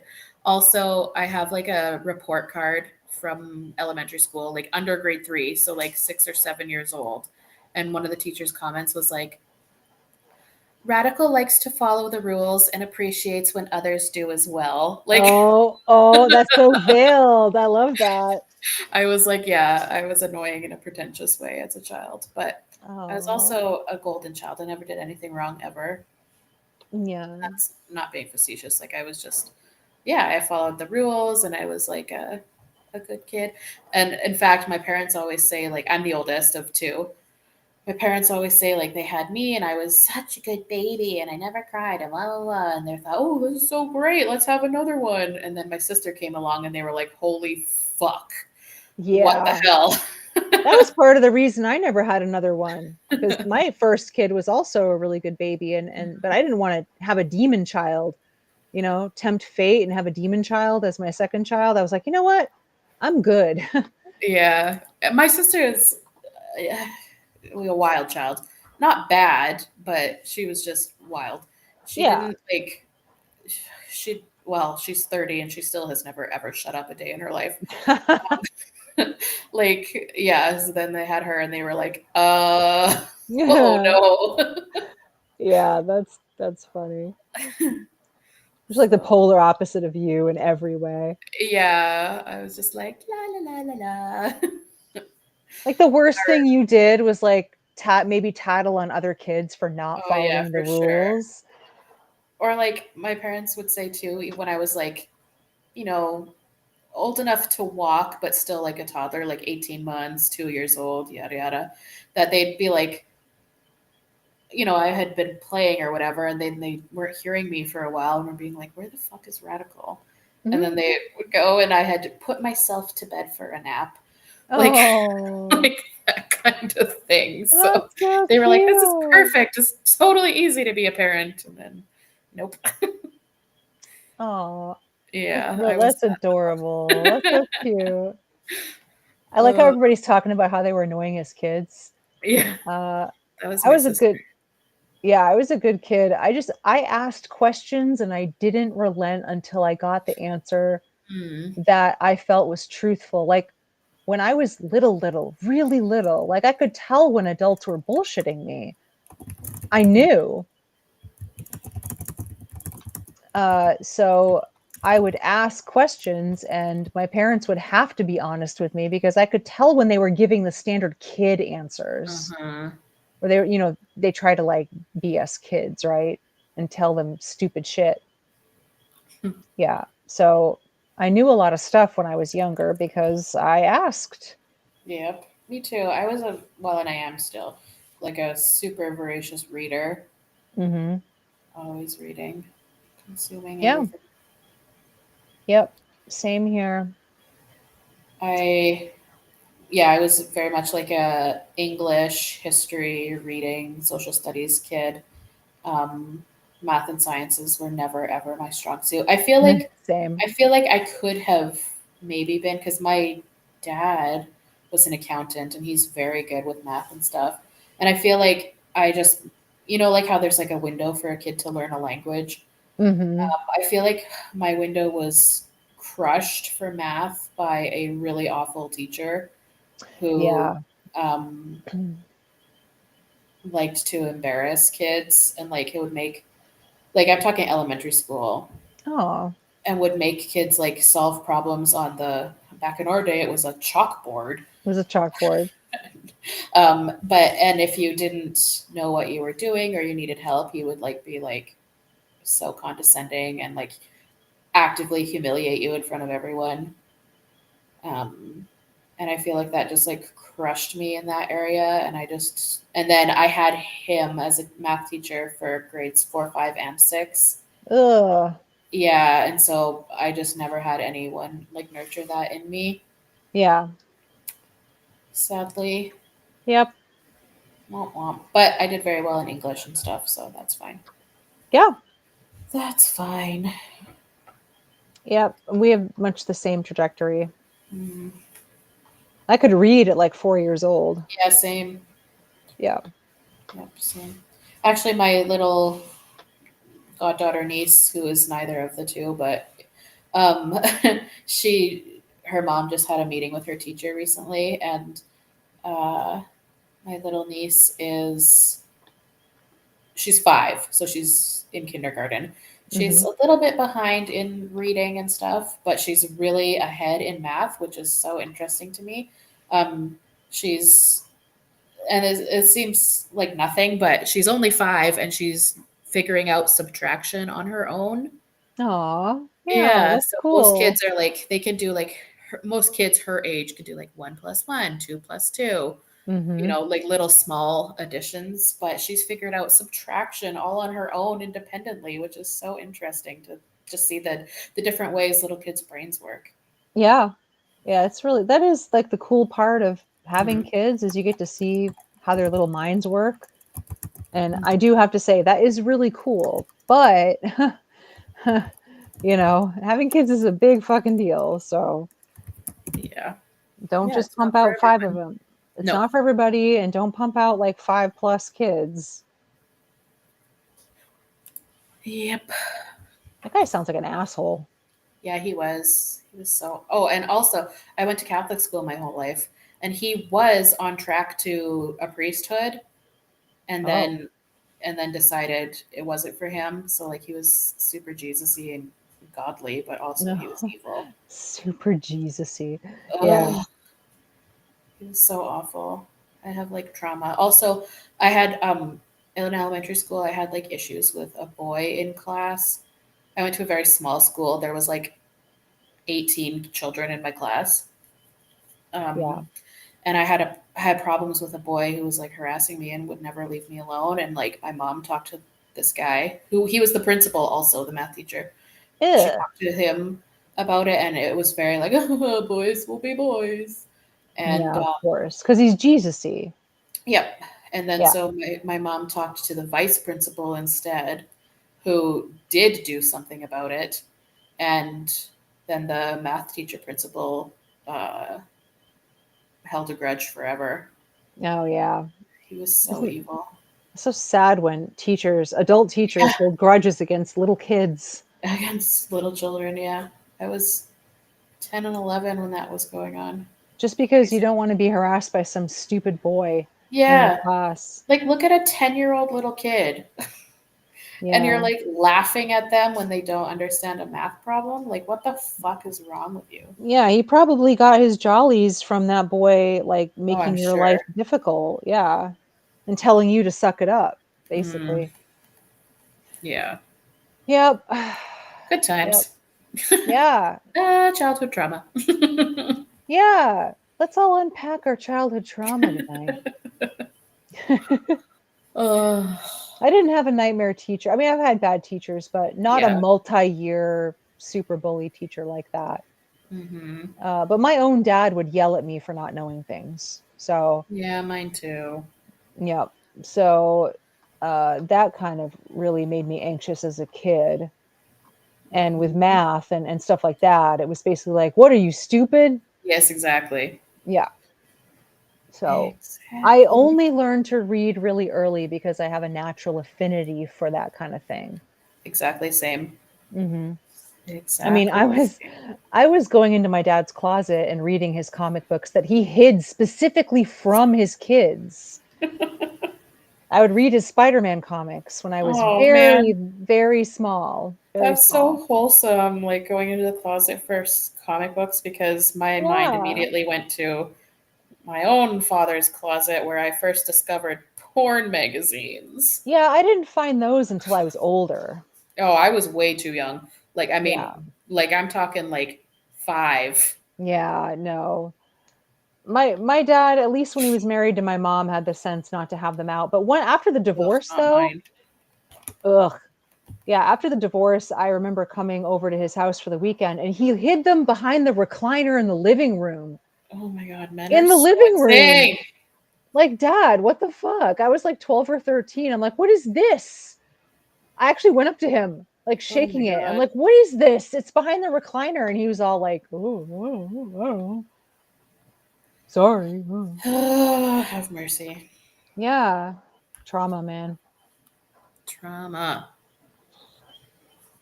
And then, meanwhile, I go into the closet to hide my homosexuality. But I'm. Didn't. Yeah. Yeah. I'm glad that it was just comic books Oops. for real, though. Yeah, no kidding. Yeah. Yeah, I feel so many millennials have dad math trauma. Yeah. Literally. I mean, I'm a Gen Xer, but it was the same way back then too. My sister and I were talking today about um, like having to handhold boomers through tech stuff, Ugh. and uh, like, and it's so crazy. Today I have a coworker who I really like talking to her. Like, I just really like her in general. She's in her 60s, but she Mhm. literally does not know how to do like literally anything.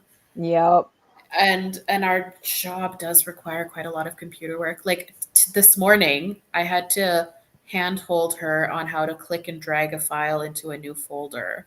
And Oh, I'm not talking like I didn't say, okay, click and drag it. I had to say, okay, left click on the file.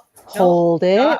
not right. Left click. Okay, Yeah. okay. Now slowly drag your mouse over into the folder. Yep, the big white space of the empty folder.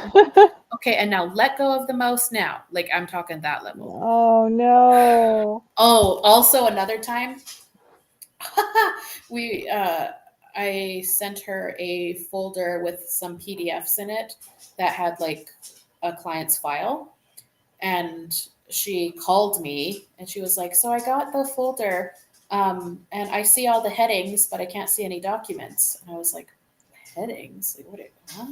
So I was like, "Share your screen with me because I have no idea what you're talking about." And it was literally just the PDFs in list form. Uh, So she thought like the titles of the PDFs in the list were headings.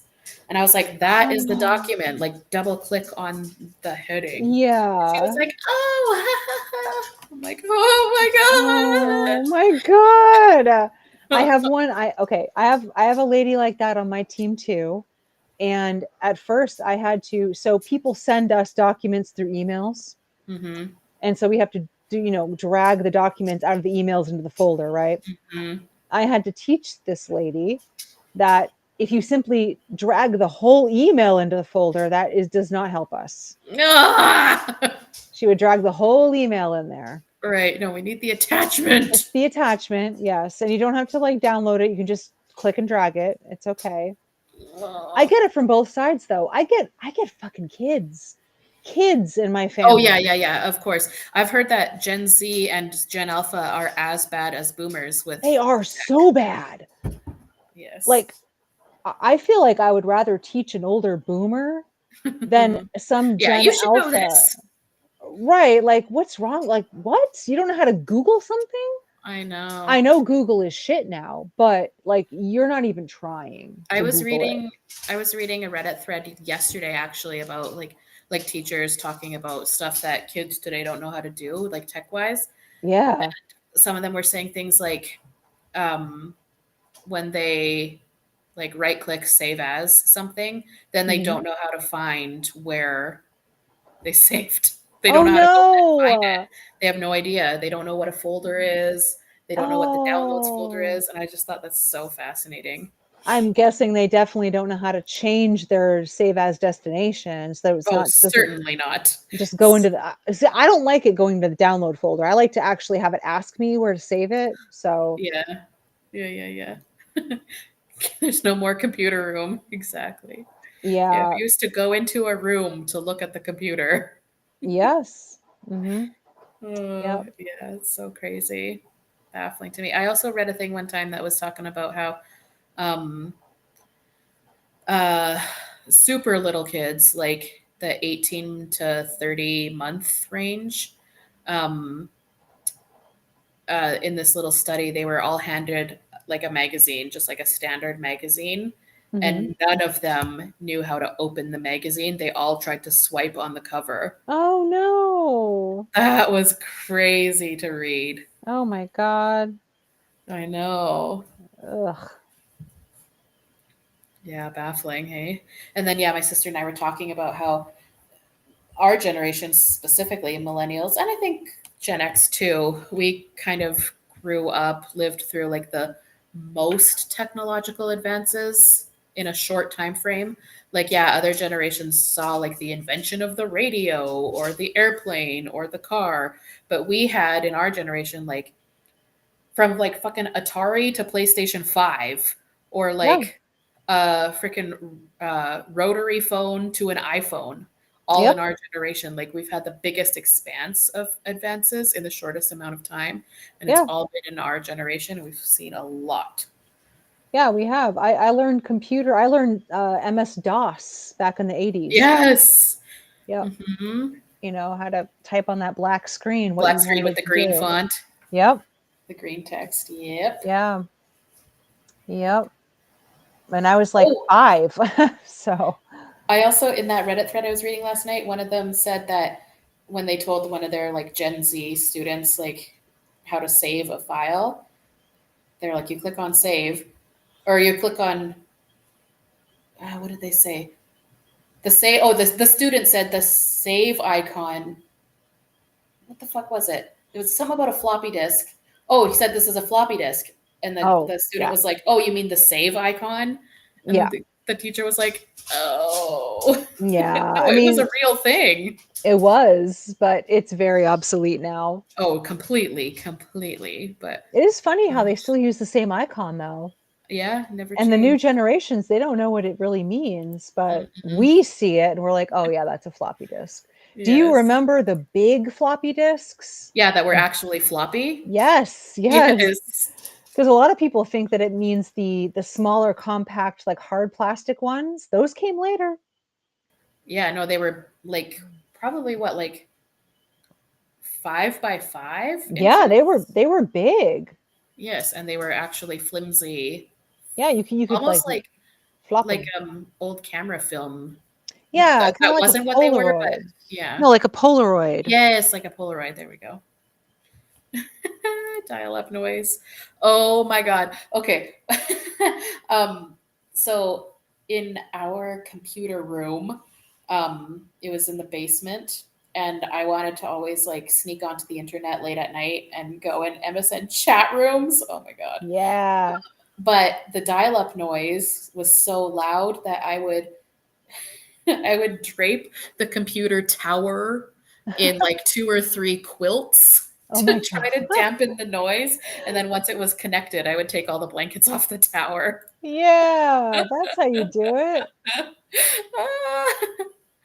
Oh, so funny. And then I would go into chat rooms talking to people who I should not have been talking to at 12 years old. Oh That my God. was what you should do because that's what we all did. Hmm. I was always a teenager from California. Oh, of course. Yes. ASL. Yes, exactly. 16, female, Female, Cali. California. Yep, exactly. 1000% every single time. Yep. Sometimes if I was really spicing it up, it was Hawaii. Yeah. Oh, that's funny. Is that your med alarm? Yes, that's my medication alarm. Oh, too good. Yeah. Good times. Hmm. Yeah, this is my last night at this dog sit. Aw. Yeah, I've been here since last Friday. So what's today? Friday. Well, okay, yeah. So I've been no since Thursday. I've been here. This is my 8th day. What's your buddy's name? Riggs. Oh, that's right, Riggs. Yeah, Yeah. golden retriever. He's an old man. Yeah, an old man. And then tomorrow is my last morning here, and then I'm going to another sit with one of my favorites, and I'll be there for a few weeks actually because Yeah, we're that's your really long one, right? really long one. I'll be there till May 22nd. Ooh, that's so From long. tomorrow till May 22nd. Yeah. Are you gonna go home like during or? No, because my house and this house are like they could not be on the opposite ends of the city from each other if they tried. Yeah. So Very far apart. you're like bringing a whole suitcase and stuff and living there, right? Yeah, I always do on my long sits, but I only pack like 4 or 5 outfits, and I just do laundry. Mm. Mhm. And then yeah, I get or I bring some groceries and get groceries throughout. Oh, So yeah, and then sounds like a pretty chill gig. yeah, it will be, especially the dog that I'll be looking after. She's very chill. Oh, She's a good girl. So yeah, I've been looking after her for 3 years, but this will be my last time because on June 1st they're moving to another province. oh, hmm oh. I guess you'll have plenty of time to enjoy her, though. Yeah, exactly. But sad. Yeah. A little buddy. Yeah. And then tomorrow, my aunt is in town briefly, so I'm gonna see her for a couple hours in between gigs, and that's Nice. nice. Nice. What are you doing this weekend? My grandma's 90th birthday Nice. is on Wait a second. Sunday. Your grandmother is only 90? Yeah. Yep. Wow. Was she young when she had kids, or were your parents young when they Yes. had kids? Both. Oh, okay. Yeah. So my grandma's 90. She had my dad at 19, I believe. My dad is 70. My dad was like 24 when he had me, Hmm. and I'll be 46 in June. Oh, wow. I'm 36, and my last living grandparent is 94. Hmm. Yeah. Um, Well, my family apparently has them young, so um, yeah, that's crazy. I am super lucky. I'm super blessed. I got to know 7 out of 8 great grandparents. oh Also, yeah. It's nice. I mean, my kid has grown up and my grandma is alive. Both my grandparents are alive. yeah, So they got to see the great grandchild grow into an adult. yeah, that's really nice. Yeah. Yeah, I feel super lucky about that. Yeah, me too. I mean, my grandma on my mom's side, I was never close with her, and she passed away some years ago. But the paternal grandparents always been a constant, and they've been Mm, in my life my whole life, and they're still kicking. yeah. Yeah, they live in a 3-story house Oh, still, and wow. Good yeah, for they've got them. yeah, they got their faculties and everything. Like my grandpa's in his 90s, was just turning 90. So yeah, Yeah. female. Yeah, we're very lucky. Mm-hmm. I remember kids in high school, their grandparents would pass away. Yeah, same. And I was like, Yeah. oh, all of my great grandparents are still alive. Like, whoa. Yeah. But I Yep. also remember thinking, like, when that would happen, I would be in high school and, like, someone's grandma died. And I was like, well, they were 52. That's pretty old, Ah, so you not know? old. And Oh then my now I'm God. 36 and I'm like, holy fuck, that is so young. Yeah, That is 52. so young, If I died at 52, I'd just have 6 more years left. right? Like, it's so crazy how time is so different. Mm-hmm. Crazy, crazy, crazy. Yep. Crazy. Yeah. Well, shall we wrap? I think we should wrap.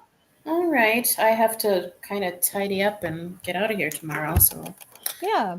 Spend some um, time with Riggs, clean up. yes, exactly. So, thanks for joining me. Thanks, chat. Um, thank you all. This has been lovely. Everyone is so smart and wonderful and amazing. I'm Mm-hmm. very grateful. Um, so, I don't really have any housekeeping, but I'm sure you'll see us next, probably Tuesday. We've kind of settled on Tuesday being a stream day. Yeah, Mondays suck. Yeah, Mondays suck. So, yeah, probably see y'all on Tuesday. I'll probably put a poll up for a topic. Um, all right, yeah, have a good one. Enjoy your Bye, weekend. everybody. Have a Yeah. good time. Got nothing else. Oh, that's it. Oh, Nana. Funny. Thanks, enlightened female. Okay, yes. In the description, you can find a link to Existential Gamer's channel, as well as a link to a couple of streams that we've talked about in the past that are relevant to tonight's topic as well. So kind of like a little immersive universe, if you want. Yes, we have an expanded universe of this Yeah, topic. back catalog. Okay, we'll see ya probably on Tuesday. I don't ever promise, but that's how it goes. Yeah.